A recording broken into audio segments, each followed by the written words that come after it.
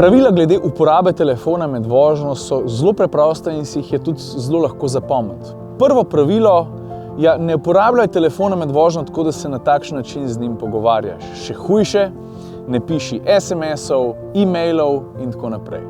Drugo pravilo. Če že moraš odgovoriti na klic ali se pogovarjati z nekom med vožnjo s pomočjo telefona, delaj to prostoročno. Tretjič pa, če želiš posneti svojo vožnjo, naj snema telefon, ne ti. Kaj to pomeni? Izberi primerno stojalo, zato da telefon tja namestiš, pritisni rekord še preden se odpelješ, predvsem pa stojalo namesti na vetrobransko steklo na tisto mesto, da ne bo oviralo tvojega pogleda naprej. Na takšen način lahko posnameš vožnjo, ti pa si 100% skoncentriraš na upravljanje avtomobila.